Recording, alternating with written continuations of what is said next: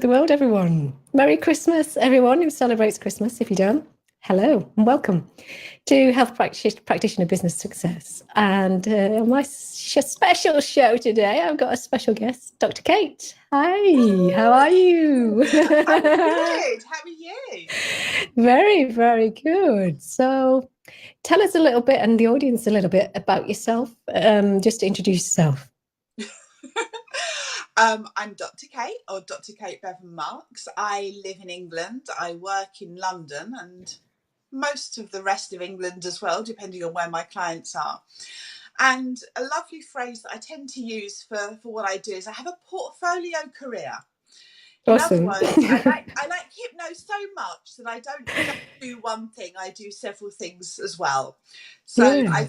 I teach hypnotherapy and hypnosis and see clients. And I also do some work within the NHS, seeing patients and teaching staff how to use hypnotherapy with their patients. Awesome. That's great fun. I'm starting to become an author. I've got one book finished and the other one I'm editing at the moment, which is exciting.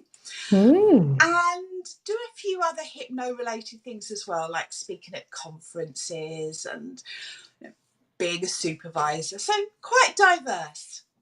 That's awesome. What a great introduction to yourself. Better than I could have done there, Kate.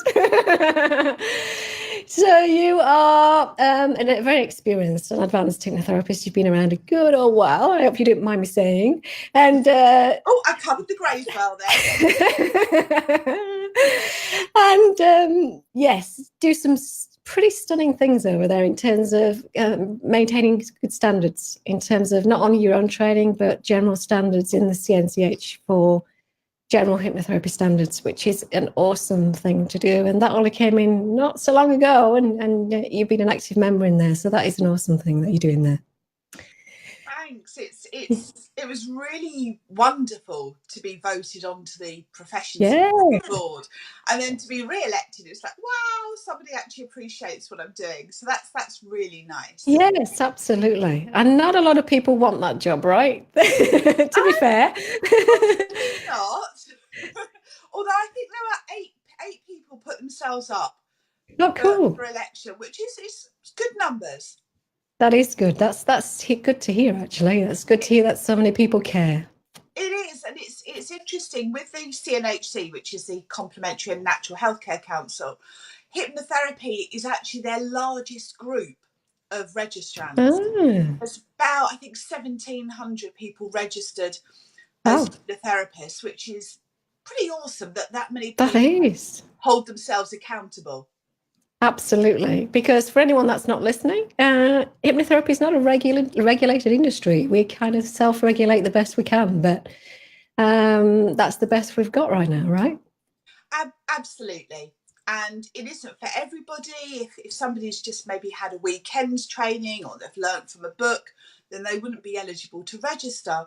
But Sure. most people who've attended a formal training course would be eligible. Sure. Awesome. So we know a little bit about where you're at and what you do, but I want to take you back, Dr. K. I want to take you back to where this all began. That's what this show is about. It's providing some inspiration to folk out there, right, who are thinking of going into our industry or, in the industry, but not particularly business owners. They've never been in that career before. Tell us a little bit about where it all started for you and what it was like when you first started out. Oh gosh, can I remember that far back? I've been interested in communication for a very long while, and I got into this via a communication route. When I was teaching staff, I wanted to know how their mind worked, how I could influence them in a way to help them learn better. And I was working in heavy industry at the time, and that's an area where it's high risk, and you really want people to be able to be safe, not because they have to be, but not even because they want to be, but because it's their first thing, it's their first way of responding. Sure. And that got me into the behavioural sciences and how we use language to communicate with people. And it built from there. Mm-hmm. And at some point, it just got to the point where I had to choose between staying in that industry. Well, I was working as a chartered safety practitioner. Mm-hmm. So staying in that industry or taking the leap into working within hypnosis and hypnotherapy full time. And really, at one point, I was working maybe 80, 90 hours a week doing both. Mm. And I thought, I know which one I'm enjoying more. And I just made the leap. At one point, it was just a point to say, this is time. I'm going to swap. I still keep a foot in the health and safety world. And even in September, I was speaking at one of their international conferences on how to communicate more effectively. So it's great to keep in that world, but I really like the hypno world more for me. Sure. So what was it like? Tell people what it was like stepping out of that kind of safety zone, yeah, you know, that kind of industry where presumably you'd been in there a little while and you kind of know it well. What was it like stepping out of your comfort zone in that world to start the world of hypno? I think because I'd been running parallel careers for quite a while, it's quite an easy transition. Good. It's something that I would suggest to a lot of people. Many people come into hypnotherapy as a second, third, or even a fourth career. And if you have an opportunity to run the parallel career for a while and just ease into it, because what you'll be able to do is you'll be able to develop your skills, you'll find out if it's right for you, but you're also keeping the contacts in your own world, which means that you can draw on them, business help, business support, and it won't be hypno that they'll know, but they'll know about accounting and marketing and finance and the best stationery companies and all of that sort of thing. Sure. So use whatever you have, use your contacts and really get the most out of them before you fully transition into your new world. So how long did it take you, do you reckon, to fully transition to becoming a full-time hypnotherapist? I was probably doing hypno-related stuff for maybe 10 years beforehand. And just, I think the last 3 or 4 years, it was really, I was running full-time in both worlds. And then at one point I had an opportunity to leave my present company, and I just took that opportunity and then went straight in for it.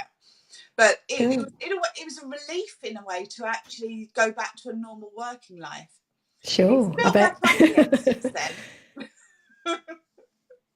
Yes, because now you've taken on other things, lots of other things, as you do as you get kind of more experienced. You do other things. Absolutely, and the teaching side certainly, especially with HypnoTC, is so busy. Yes, that's good. Good to hear. So what kind of things do you think for you in the very early days where you're transitioning, working both things, what kind of things do you worked back then? Because things may be very different right now for people starting out right now. We can talk about that in a second. But for you starting out back then, can you remember the kind of things that really worked for you, the things that really kind of made a difference to getting your clients through the door? Something that I think made a difference, a huge difference to me, was to remember that it was a business. And it wasn't anything to play at. Excuse me. So some people think of it just as doing the hypnosis work with clients. I never did. I saw it as all the different elements of a business that I needed to put effort into. So the accounting side of it, the marketing side, working on a brand and colours and everything like that. Because it was things that I was used to from my other world, I was able to expect of myself the same standards. Yes. So I think that really, really helped me, was to decide very, very early on how I wanted to represent myself. Good. Yes. And so you took it serious. You took it pretty serious. You didn't kind of be... Yep. It wasn't something to play at. Yes, everybody that knows me loves, I know, a bit of play hypnosis. It can be, great fun. But taking it as a business is something different. Sure. So I really, really wanted to make it quite organised right at the start. So organized, being organized, knowing what it is that what you're required to do as a business owner, Yeah, and doing a bit of research around that and thinking, well, I need to have this hat on, this hat on, this hat on, and it's my responsibility to do that, right? and that is such a key thing. It is actually, it's down to me or you or whoever's running their business Hmm. to treat it like a business. And Yes, if you don't, then how on earth can you expect anybody else to treat it like a business? absolutely. So we've got a couple of people joining us. Beryl, hi, Beryl. Hi from Hey, Spain. Beryl. Lucky Beryl's in Spain. Hey. Good for you, Beryl. And thanks for joining us. Hey. And Morgan Chelsea, great advice. I think a lot of us forget that side of it. I think so. I think that's where a lot of people fall down, eh, Kate? Because I think if you're in it to be a voluntary worker, if you're in it for charity and to give back, that's all good. But if you're in it because you actually want to make some money from it, this is the way you're going to pay your mortgage or your rent or feed your family. It's not going to happen by just giving all these great skills away, is it? That's it exactly. And actually, recognising Chelsea's name pop up, she's certainly a lady with her partner Dylan who's put the work in to running a successful business, and they're doing really well. They're HypnoTC graduates. Awesome. Good on you guys. That's awesome. So from your experience back then and some of the things now, because you see now new graduates leaving all the time, what's the advice that you give them when they're about to fledge the nest and say, thanks so much for all the great work that you've done. We're ready to go it alone. What is the bits, the really good advice that you give to your people to send them on their way with some great skills, business marketing skills? What would you say to them? I think that's a really good point. It's something that we've worked really hard, Rory and myself, to build into the course. Good. And we have a whole weekend even on marketing and Awesome. legislation and business practice. It Good. is that it's a business. So when you're Mm. not seeing clients, allocate work time and Yep. actually sit at your desk and be professional about it and make use of the time. If you haven't got anything on your to-do list, then work out what you could be doing to build your business Mm. and create an additional to-do list, because if you're running a business in hypno, there is always something to do that you Oh, can do to yes. get more clients, to raise your profile, to develop into new areas. Yeah, absolutely. Yeah. Are there any particular things you get them to avoid, to not do, to not fall into traps that perhaps didn't work for you or don't work for other people? I think one interesting area that I debate with some of my hypno friends is whether to contract out or not. And a lot of people think, oh, well, that's too difficult. I'll put it up onto Fiverr or another thing. Mm-hmm. And yet, every time you do that, not only does it cost you money, but you're not developing the skills to be able to do it for yourself. Mm-hmm. And I suggest to everybody that's coming into the profession, at least understand how to do it. Mm-hmm. Now, you may not be the world's best graphic designer, but if you understand the components that go into it, you'll be able to supervise and work with somebody else if you do Mm. contract it out. But a lot of the Absolutely. skills, like basic business accounts, you can learn. And why sit at home twiddling your thumbs thinking about what can I be doing when you can either be out learning or actually doing something that's saving you money and building your own skills? Mm-hmm. Sure.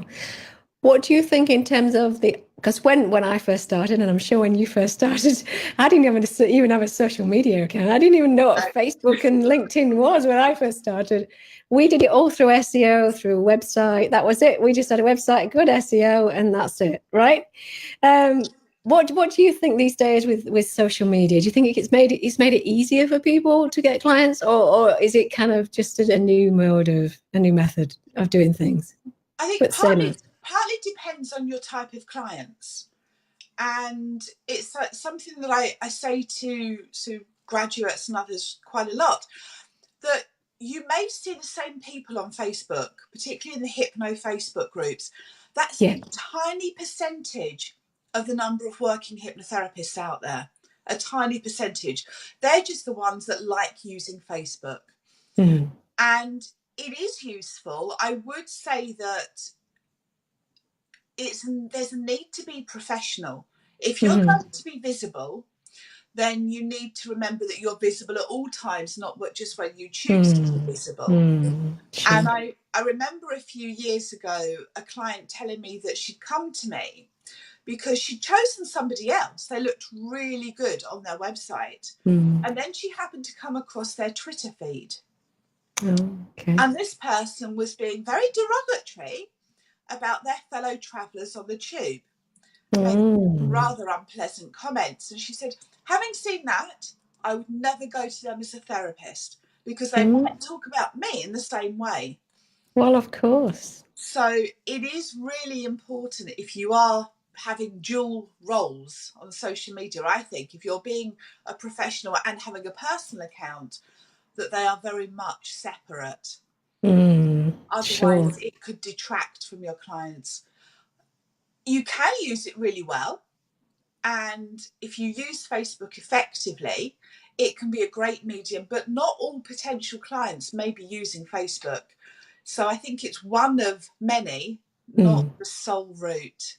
It's to keep in the bag. It's to do a little bit. It's to dabble a bit and to make it work for you. But at the same time, you know, I can't say enough about the kind of offline world when it comes to, you know, bricks and mortar businesses. For me, it still does it.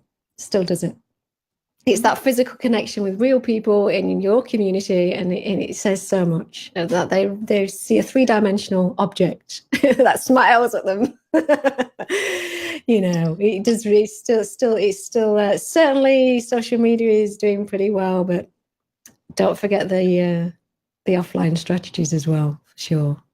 Totally agree with you. I think if you can become your local expert, the person that people think of for hypnotherapy, that's always going to be stronger. And I still think the ultimate is word of mouth. Absolutely. If people talk about you, then others will want to find out more. For sure. Well, we're coming to the end, and it's been an absolute pleasure. It's been an absolute pleasure talking to you today.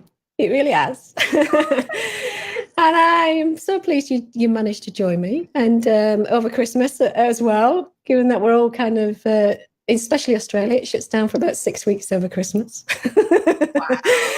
Wow. But yes, so before we go, can you give a kind of an idea of where people can get hold of you, Kate, in terms of finding your links and the best place to contact you? Certainly. I think the easiest way to find all of the links is off of two main websites. My training website is hypnotc.com, which is hypno, Hypno, and then the letters tc.com. It's short for the Hypnotherapy Training Company, but that's too much to write. And the other one is Dr Kate Hypno, all one word, .com. So really simple, easy to find. Awesome. Well, thanks again for joining us. I'm going to put all that on the show notes. I'm going to circulate that around. And yes, thanks guys for joining us today, Morgan and Beryl. We really appreciate that. And yes, have a super holiday. What's left of it? There's still a bit left of it, right? Absolutely. Still a bit of time. Chat. Thank you so much. All the best, Kate. Talk to you soon. Thanks. Bye-bye. Bye. Hey, how good was that? How good was that? So yes, this is a show, the Health Practitioner Business Success Show, where we get some awesome, very qualified, very experienced people on this show who have been in the business for some time and, you know, share some of their great skills with you guys. So if you want to be on this show, don't hesitate to get in touch, Health Practitioner Business Success. Come over to the Health Practitioner Business Success group. And we've got a lot of engagement going on over there to help people to, you know, to build and grow and to support each other in business. All the best for now. Do have a wonderful holiday time and get lots of rest as well as lots of play. All the best. Till next time. Bye-bye.